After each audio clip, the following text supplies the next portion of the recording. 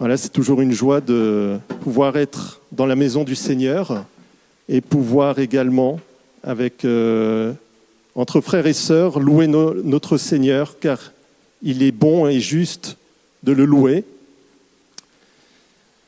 C'est un temps particulier pour ceux qui nous visitent pour la première fois. Nous avons un mois, nous terminons un mois, c'est le mois de l'enseignement. C'est-à-dire depuis le début d'année, nous avons pour chaque mois un thème particulier. Nous avançons dans l'apprentissage, dans la recherche de la vision que le Seigneur veut pour notre Église. Et donc ce mois d'avril, nous terminons sur le mois de l'enseignement. Alors l'enseignement, donc ça a différentes définitions, mais ça peut également avoir comme définition une transmission, la transmission de connaissances d'un maître à un élève. Parce que nous, c'est vrai qu'en Occident, on a l'habitude, tout ce qui concerne l'enseignement, notamment l'enseignement biblique, c'est d'assister à des cours bibliques ou d'aller dans une école biblique. Mais dans la culture notamment juive, l'enseignement était très important et se faisait entre maître et disciple. Il y avait une relation particulière, ce n'était pas uniquement une transmission de connaissances, mais c'était où le disciple vivait vraiment avec le maître.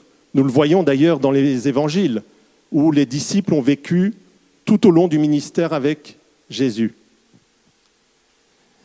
Ils vivaient même, et ce qui est important, c'est que même les disciples, à la fin, tellement ils avaient l'habitude de vivre avec Jésus, avec le maître, qu'ils ressemblaient même dans leur façon de vivre, dans leur façon de parler, dans leur façon d'être. Et c'est ça finalement, cette relation, cet enseignement, c'est de pouvoir ressembler tellement à notre maître, à Jésus, que finalement, des gens extérieurs qui ne connaissent pas encore le Seigneur, même si on ne parle pas, puissent dire, il y a quelque chose de différent. Tiens, je reconnais, ce sont des disciples de Jésus. Cette parole, et nous sommes vraiment, depuis que nous sommes sur terre et jusqu'à ce que le Seigneur revienne ou jusqu'à ce qu'il décide de nous faire d'aller vers lui, nous sommes à l'école de la vie, à l'école de Jésus. Cette parole que nous connaissons bien dans 2 Timothée 3,16, qui nous dit « Toute écriture est inspirée de Dieu et utile pour enseigner ». On retrouve l'enseignement. Pour convaincre, pour corriger, pour instruire dans la justice, afin que l'homme de Dieu soit accompli et propre à toute bonne œuvre. Donc si vous vous considérez comme disciple de Christ, si vous voulez, dans votre œuvre, dans la vie, dans votre vie chrétienne, être accompli et propre à toute bonne œuvre, oui, la parole de Dieu, qui est la source, est utile, elle est là pour nous enseigner. Le Seigneur se révèle, c'est un Dieu de révélation. Il s'est déjà révélé dans l'Ancien Testament. Et nous avons différents exemples. Nous allons en prendre 3, car le Seigneur se révèle et il nous montre qui il est. Donc dans un premier temps, Dieu se révèle. Alors je prends trois exemples que nous connaissons tous. Le premier exemple, c'est au tout début, au moment un peu après la création, dans Genèse 2, au verset 15-17. L'Éternel Dieu donna cet ordre. Alors, l'Éternel avait créé l'homme, il a créé le jardin, il le place dans le jardin d'Éden, et il lui dit, l'Éternel Dieu donna cet ordre à l'homme. Tu pourras manger de tous les arbres du jardin, mais tu ne mangeras pas de l'arbre de la connaissance du bien et du mal. Car le jour où tu en mangeras, tu mourras certainement. Nous connaissons tous qu'est-ce qui s'est passé après. Nous connaissons tous les conséquences de la désobéissance. Mais au départ, ça ne devait pas être comme ça. Le Seigneur avait tout créé, le Seigneur avait tout fait. Il avait créé ce jardin magnifique avec tous ces arbres. Il a créé l'homme et la femme par amour. C'était le chef-d'œuvre de la création divine. Il lui a dit, il lui a présenté toutes les bonnes choses que le Seigneur avait prévues. Mais l'histoire, on connaît après comment le récit, comment ça s'est passé. Et toutes les conséquences. Alors en préparant ce message, je me suis dit, c'est vrai que le Seigneur aurait pu donner uniquement un ordre à Adam sans rien lui expliquer, en lui disant, voilà devant toi tous ces arbres, mais en ne lui disant pas particulièrement, tu ne mangeras pas de l'arbre de la connaissance du bien et du mal. Parce que malheureusement, et ça c'est vrai pour l'être humain, et on voit déjà avec des enfants, mais c'est vrai lorsqu'on dit tu ne fais pas ça, lorsque vous dites à votre enfant tu ne vas pas faire ça, tu ne vas pas manger maintenant, tu ne vas pas faire ci, qu'est-ce que va faire l'enfant? Il va faire d'abord l'impression qu'il obéit et après il va vouloir faire parce que c'est l'interdit. Et malheureusement, c'est vrai, ça s'est révélé être vrai pour Adam et pour Ève. Le Seigneur aurait pu également empêcher Adam et Ève de s'approcher de l'arbre de la connaissance du bien et du mal. Il aurait pu mettre des chérubins pour défendre et empêcher justement qu'il y ait cette transgression. Il aurait pu également empêcher le serpent de tromper Ève et Adam. Oui, le Seigneur aurait pu, mais le Seigneur ne l'a pas fait. Le Seigneur a donné des ordres, il a fixé des bornes, mais il a laissé la liberté à Adam. Parce que, au fond de lui, le Seigneur, et ça montre le caractère de Dieu, ça révèle un des caractères de Dieu. Dieu est amour, mais il veut que sa créature l'aime d'un amour vrai, d'un amour libre. Et c'est uniquement par liberté qu'on peut aimer réellement. Sinon, c'est un amour. L'amour obligatoire, ce n'est pas du véritable amour. Donc Dieu, sinon Adam aurait été comme un robot. Non, Dieu voulait, par amour a donné cette liberté, cette possibilité à l'être humain de pouvoir le suivre. Donc il fixe les bornes, il lui dit « Attention, voilà les conséquences, si tu t'éloignes, tu es libre, mais c'est ton choix. » Et voilà, et l'être humain est libre. Et c'est cette liberté, donc Dieu nous a donné cette liberté. Et Dieu nous a donné également, nous qui sommes ses enfants, nous avons également cette liberté. Dieu nous a donné sa parole, il nous donne son esprit. Son esprit est là. C'est vrai que souvent on dit « Viens Esprit Saint, mais l'esprit est déjà là. Mais est-ce qu'on lui fait de la place? Mais on a cette liberté de croyant, cette liberté d'enfant de Dieu, mais il est vrai que cette liberté, ne faisons pas de cette liberté une occasion de tomber.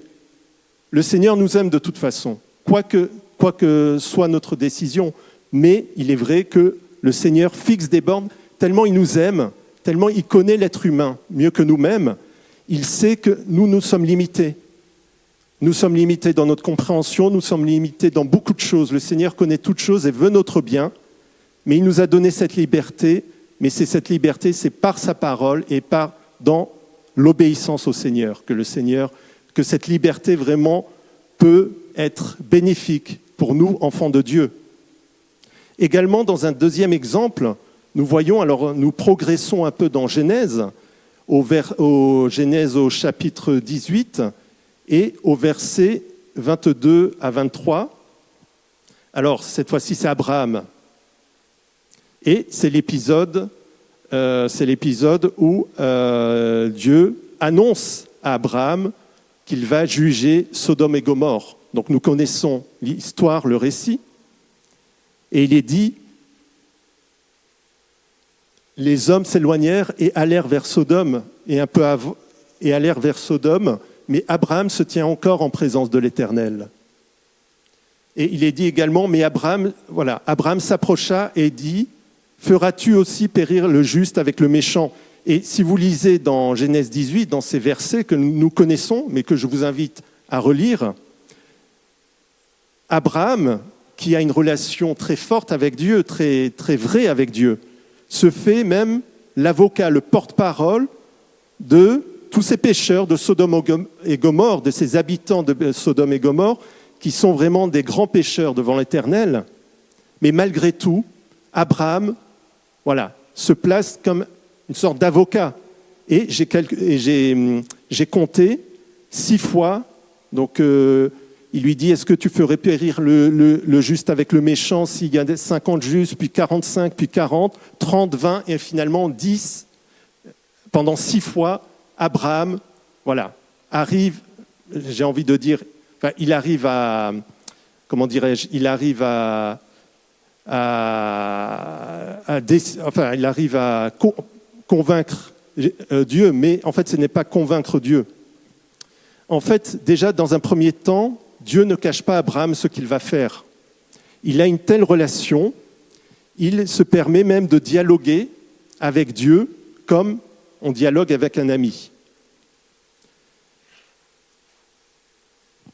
Dans Jacques, au chapitre 2 et au verset 23, il est dit « Abraham crut à Dieu, et cela lui fut imputé à justice, il fut appelé ami de Dieu. » Cette relation particulière, frères et sœurs, j'ai une bonne nouvelle pour vous. Nous l'avons tous et nous sommes tous amenés à avoir cette relation avec notre Seigneur.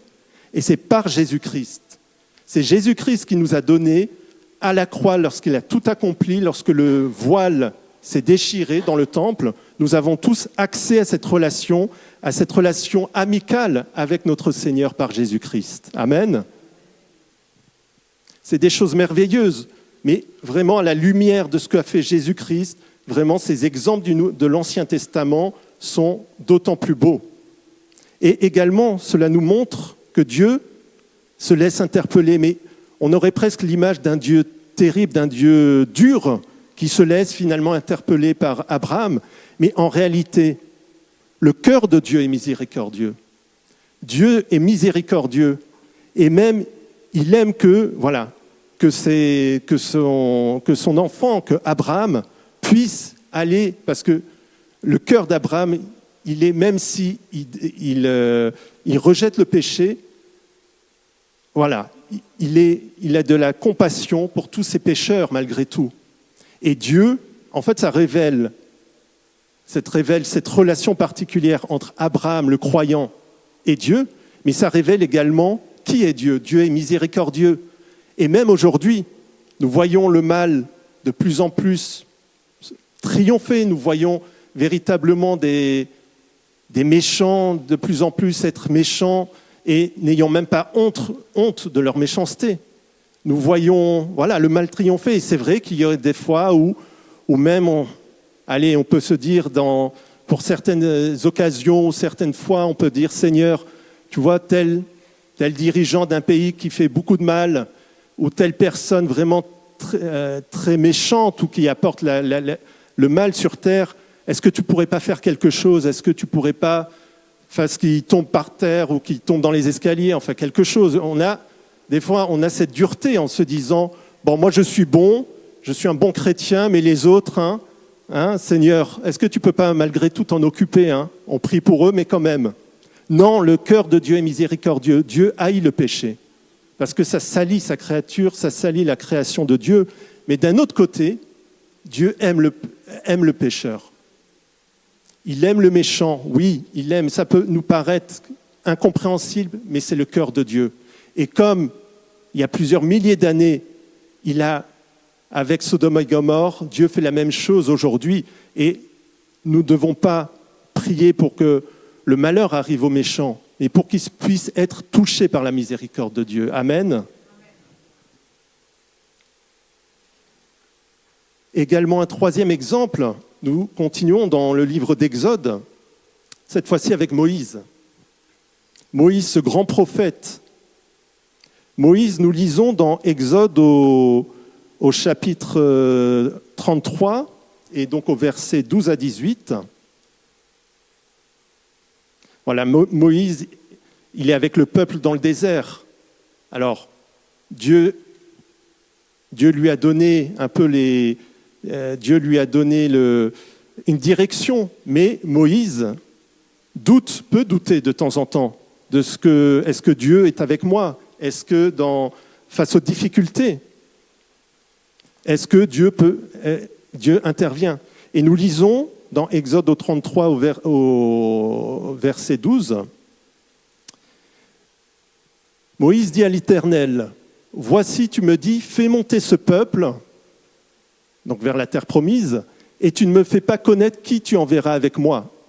Cependant, tu as dit, je te connais par ton nom, et tu as trouvé grâce à mes yeux. Maintenant, si j'ai trouvé grâce à tes yeux, fais-moi connaître tes voies, alors je te connaîtrai. Et je te trouverai encore grâce, et je trouverai encore grâce à tes yeux. Considère que cette nation est ton peuple. L'Éternel répondit, je marcherai moi-même avec toi et je te donnerai du repos. Moïse lui dit, si tu ne marches pas toi-même avec nous, ne nous fais point partir d'ici. Comment sera-t-il donc certain que j'ai trouvé grâce à tes yeux, moi et ton peuple? Ne seras-tu pas quand tu marcheras avec nous et quand nous serons distingués, moi et ton peuple, de tous les peuples qui sont sur la face de la terre? L'Éternel dit à Moïse, je ferai ce que tu me demandes, car tu as trouvé grâce à mes yeux et je te connais par ton nom. Moïse dit, fais-moi voir ta gloire. Amen. Voilà quelle relation franche, vivante entre Moïse, un homme, même s'il est un prophète, mais ça reste un homme, et le Dieu 3 fois saint. On a vraiment une relation. Alors, bien sûr, on pourrait se dire Moïse a eu un appel particulier, comme Abraham, mais malgré tout, c'est une relation vraiment très forte. Il lui dit, d'ailleurs, vous avez constaté, lorsqu'il parle du peuple, Moïse ne dit pas « moi et mon peuple », il lui dit « moi et ton peuple ». Moïse, ce qui est intéressant, et moi ce qui m'a vraiment marqué, c'est que Moïse, dans toute cette relation, ne se met pas au centre de la relation. En fait, uniquement par orgueil ou pour désir, il aurait pu dire Seigneur, tu m'as choisi, tu as choisi mon peuple pour être un peuple particulier parmi tous les peuples de la terre. Ce peuple, maintenant, tu dois lui donner des richesses, tu dois lui donner la force, c'est mon peuple, c'est moi qui suis à la tête. Non, il lui dit c'est ton peuple, parce que c'est Dieu qui a choisi ce peuple. Amen. Et justement, il met dans cette relation, c'est pas pour assouvir ses propres besoins, même si Dieu sait ce dont il a besoin, mais il met cette relation, Dieu au centre de cette relation. Et c'est important, frères et sœurs, de le comprendre, nous, dans notre relation avec le Seigneur. Le Seigneur, il nous aime tellement, il est tellement bon, même il est bon avec les méchants, il est bon avec son peuple. Et évidemment qu'il connaît nos besoins, évidemment qu'il connaît nos limites, nos peurs, nos colères, tout ce que l'on a dans notre cœur, il le connaît mieux que nous-mêmes. Et il veut notre bonheur, il ne veut pas notre tristesse, il veut au contraire notre joie, notre force, il veut sa force. Mais nous devons comprendre que dans notre relation avec le Seigneur, c'est lui qui doit être mis au centre.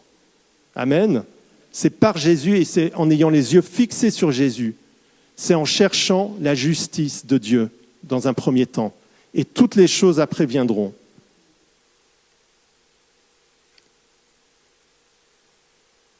Nous lisons dans 1 Jean au chapitre 5 et au verset 14, nous avons auprès de lui, donc Jean qui écrit, nous avons auprès de lui cette assurance que si nous demandons quelque chose selon sa volonté, il nous écoute. Et si nous savons qu'il nous écoute, nous savons que nous possédons la chose que nous lui avons demandée, quelle qu'elle soit. Amen. Notre Père qui es aux cieux, que ton nom soit sanctifié, que ta volonté soit faite dans le Notre Père, que ta volonté soit faite sur la terre comme au ciel. Donc le Seigneur recherche cette relation vraie, et pour avoir une vraie relation, Seigneur, nous devons toujours lui demander quelle est ta volonté dans ma vie, quelle est ta volonté, voilà, quelle est ta volonté. Le Seigneur connaît tellement nos besoins, n'ayons pas peur de se dire si je lui dis ça, peut-être qu'il risque d'oublier ce dont j'ai besoin. Pas du tout, le Seigneur connaît mieux que nous-mêmes nos besoins. Mais plaçons-le au cœur de notre relation. Et également, Moïse qui lui dit quelque chose assez inimaginable, « Fais-moi voir ta gloire », la gloire du Dieu 3 fois saint. Mais j'ai encore une bonne nouvelle, par Jésus-Christ, nous voyons la gloire de Dieu. Dans Hébreux, au premier chapitre, il est dit « Le Fils est le reflet de sa gloire ». Jean, qui écrit dans son épître au tout début, « Nous avons contemplé sa gloire, une gloire comme la gloire du Fils unique venu du Père ». C'est par Jésus-Christ où nous voyons la gloire de Dieu et par cette relation que nous avons avec notre Seigneur, où nous voyons la gloire avancer tous les jours dans notre relation, dans tout ce que fait Dieu, dans notre vie. Amen. Oui, frères et sœurs, ce sont des paroles encourageantes, des paroles qui interpellent, et c'est vraiment quelque chose que nous devons avoir conscience et avancer avec le Seigneur. Et dans cette deuxième partie, le Seigneur nous appelle à vivre une vie de disciple. Une vie de disciple, nous sommes, comme je l'ai dit, à l'école de Christ. Alors, c'est quelques principes, c'est des principes que nous connaissons, mais il faut que ça devienne plus que des principes, c'est des façons de vivre cette relation. Nous avons cette relation, le Seigneur nous appelle à une relation personnelle avec lui. Dans Matthieu, au chapitre 10 et au verset 38 à 39, il nous dit « Celui qui ne prend pas sa croix, ne me suit pas, n'est pas digne de moi. Mais celui qui conservera sa vie la perdra. Et celui qui perdra sa vie à cause de moi la retrouvera. » Et nous avons cette parole dans Matthieu 11, au verset 28 à 29, parole que j'aime beaucoup. « Venez à moi, vous tous qui êtes fatigués et chargés, je vous donnerai du repos. Prenez mon joug sur moi et recevez mes instructions, car je suis doux et humble de cœur. Et vous trouverez le repos pour vos âmes, car mon joug est doux et mon fardeau léger. » Voilà, cette relation avec le Seigneur, c'est une relation, c'est le Seigneur qui a tout accompli. Mais il me donne un choix. Est-ce que la plupart d'entre nous, je pense, avons fait ce choix? Mais c'est tous les jours que nous progressons dans cette relation. Oui, la relation avec le Seigneur est exigeante. Celui qui ne prend pas sa croix et ne me suit pas n'est pas digne de moi. C'est sa parole. Elle est exigeante, mais elle est vraie et belle, car c'est la seule place qui vaille dans ce monde. Le Seigneur me procure la paix, le repos. Il me demande également de revêtir son caractère. Alors pour ceux qui ont été là samedi dernier, nous avons eu un moment pendant Pâques de lavement des pieds.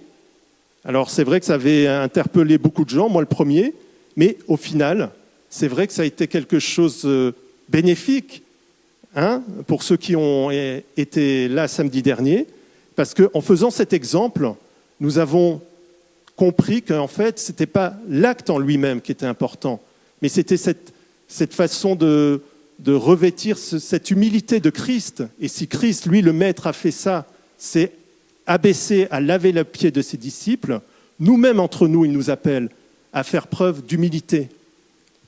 Le Seigneur nous appelle à revêtir son caractère. Et également, toujours, on en revient toujours à là, mais dans cette place centrale, c'est le pardon. Si vous pardonnez aux hommes leurs offenses, votre Père céleste vous pardonnera aussi. Mais si vous ne pardonnez pas aux hommes, votre Père ne vous pardonnera pas non plus vos offenses. Oui, la parole de Dieu est exigeante. Elle n'est pas faite par demi-mesure. Elle n'est pas à géométrie variable. Cette parole, le Seigneur, et je pense que la plupart d'entre nous en sont convaincus, nous a pardonné. Nous qui étions indignes, il est allé nous chercher, nous qui étions condamnés, il nous a pardonné. Mais nous sommes au bénéfice de ce pardon, mais nous devons également, nous-mêmes, le Seigneur nous appelle à pardonner tous ceux qui nous ont fait du mal. Amen. Ce n'est pas quelque chose de facile, d'ailleurs, c'est quelque chose d'impossible à l'homme, mais c'est pour ça que la grâce de Dieu, et c'est par cette grâce, et c'est le Seigneur qui guérit les cœurs. Mais il veut des cœurs honnêtes. Et dans notre relation avec le Seigneur, chacune d'entre nous, on doit avoir cette honnêteté de dire « Seigneur, tu vois ce que m'a dit la sœur, ce que m'a fait le frère, ce que peut-être même le pasteur ou je ne sais pas qui. Tu vois, Seigneur, c'est trop dur. Je pardonne avec mes mots, mais je n'arrive pas à pardonner. Il y a toujours cette rancune. » Eh bien, dépose ça aux pieds de ton Seigneur. Il n'y a pas d'autre chose.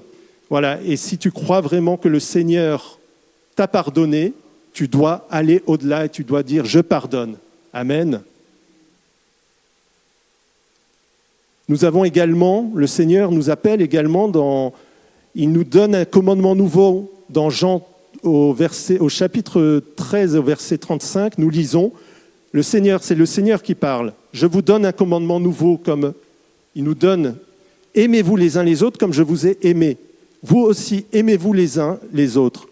Et il rajoute, à ceux-ci, tous connaîtront que vous êtes mes disciples, si vous avez de l'amour les uns pour les autres. Amen. Et ce qui est interpellant, c'est que vis-à-vis à tous, c'est-à-dire notamment des non-croyants, le premier témoignage que l'on peut faire, le premier beau témoignage que l'on peut faire pour Christ, ce n'est même pas de parler de Christ. C'est simplement l'amour que nous portons les uns pour les autres. Parce que les non-croyants, peut-être en venant à l'église ou en voyant notre relation, ils vont être interpellés par quelque chose qui ne s'explique pas.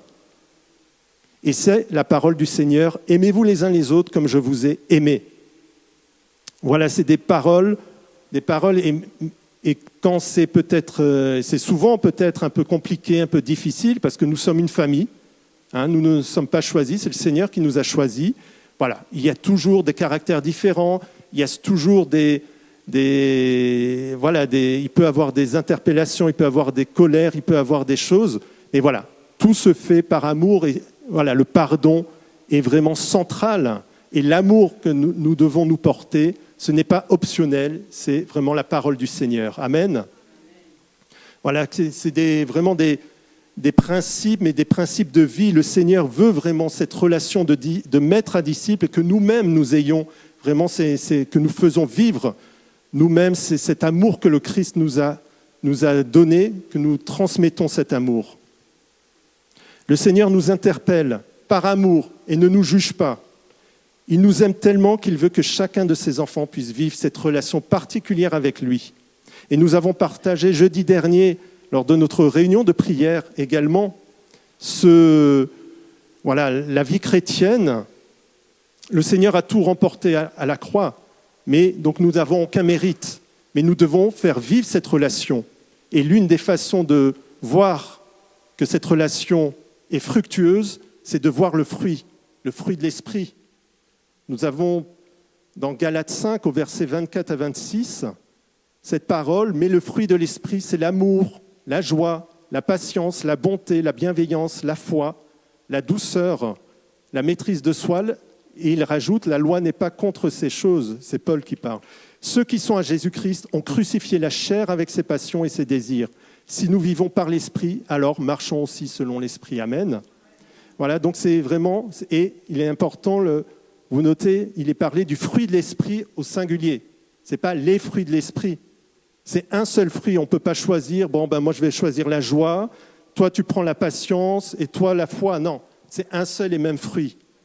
Et nous devons vraiment avoir ce cœur avec le Seigneur et cette volonté d'être transformés tous les jours. Frères et sœurs. Oui, le Seigneur, nous avons vu que le Seigneur, par sa parole, nous enseigne.